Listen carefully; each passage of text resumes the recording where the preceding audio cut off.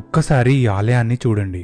చుట్టూ పల్లెటూరు, పచ్చటి పొలాల మధ్య ఇలా నిటారుగా నిలబడిన 11 అంతస్తుల గోపురాన్ని చూస్తే ఎవ్వరైనా ఆశ్చర్యపోవాల్సిందే. నిజంగా మన ఆంధ్రప్రదేశ్లో ఇంత అద్భుతమైన ఆలయం ఉందని మీలో చాలా మందికి తెలియదు. ఆలయ గోపురాలు మొత్తం రామాయణం, మహాభారతం, భాగవతం దృశ్యాలనన్నీ మన కళ్ళకు కట్టినట్టుగా చూపిస్తాయి. నిజంగా ఇక్కడ శిల్పాలలో ఉన్న కళను నేను మాటల్లో చెప్పలేను. మీరు స్వయంగా వచ్చి అనుభూతి చెందాల్సిందే. మరి ఇంతటి గొప్ప ఆలయాన్ని ఎన్ని వేల సంవత్సరాల క్రితం నిర్మించారు అని మీరు అనుకుంటున్నారా?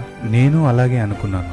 కానీ దీనిని ఏ రాజులు కాదు, 2 అన్నదమ్ములు నిర్మించారని, అది కూడా మన స్వాతంత్రం వచ్చాకని తెలుసుకొని ఆశ్చర్యపోయాను. ఇక్కడ 2 ప్రధాన గోపురాలు ఉన్నాయి.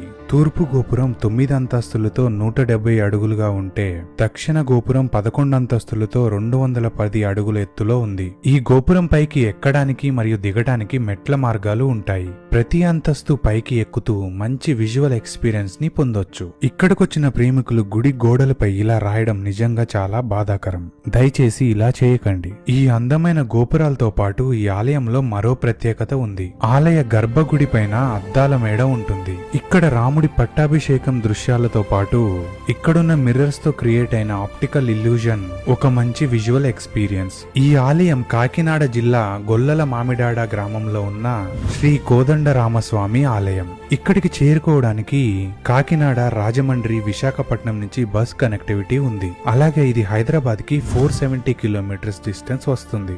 సో ఈ వీడియో నచ్చితే నన్ను ఫాలో అవ్వండి. అలాగే మీ ఫ్రెండ్స్ అండ్ ఫ్యామిలీకి షేర్ చేసి ప్లాన్ చేయండి.